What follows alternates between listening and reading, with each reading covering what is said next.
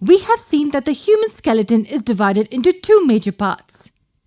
One is the axial skeleton, while the other is the appendicular skeleton. We have taken a look at the axial skeleton in the previous video.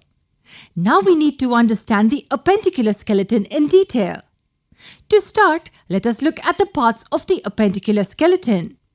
We have bones of both the limbs, the pectoral and the pelvic girdle, which form a part of the appendicular skeleton. Let's talk about the forelimbs first. Forelimbs means we are referring to the hands. So how many bones do you think our hands have? Seems to be one in each hand, right? But that's not the case. Each hand typically has 1 plus 2 plus several more bones arranged together. Let's understand this in simple terms. The single bone running down the arm region comes first. It is called the humerus, the long bone that joins the shoulder and the forearm region. This is followed by two bones of the forearm, the radius and ulna. At the end, we have many bones that make up the wrist and fingers. These are called carpals, metacarpals, and phalanges. For now, we do not get into details of their numbers. The same arrangement is seen in the next part of the appendicular skeleton, which is the hind limbs, the legs. Even the legs have this typical arrangement or pattern of bones. The first bone, which is the thigh bone, is scientifically addressed as the femur. It's the strongest bone in the human body. It connects the pelvic girdle or simply the hips to the lower part of the legs.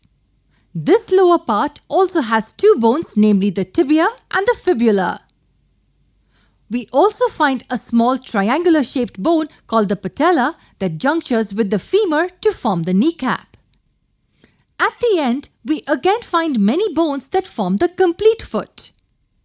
We have the tarsals, metatarsals, and phalanges that together constitute the complete ankle, heel, foot, and fingers. Now, after the forelimbs and hind limbs, we need to have a look at the next category of bones, the pectoral and the pelvic girdle. The pectoral girdle is the shoulder girdle or region.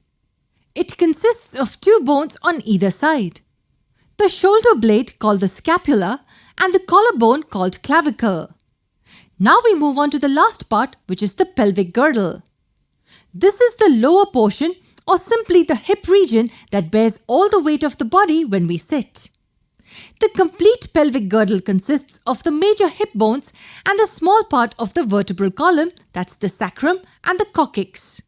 For now, as we are studying the appendicular skeleton, we will focus only on the hip bones. So the major part of the pelvic girdle is this hip bone. It consists of three major regions. This portion is called the ilium, this region known as the ischium, and the smaller one called the pubic bone. So it is this complete hip bone along with the sacral and the coccygeal vertebrae which forms the complete pelvic girdle. This was a general overview about the major bones in our body. I want you to remember these well, as it will help us understand the concepts that follow. Now that we know how many bones are present in a human body, can you guess how these bones are joined to each other? Is there any kind of adhesive that holds them in place? Or is there some kind of magnetic attraction that keeps them together? Bones are joined together with the help of specialized joints.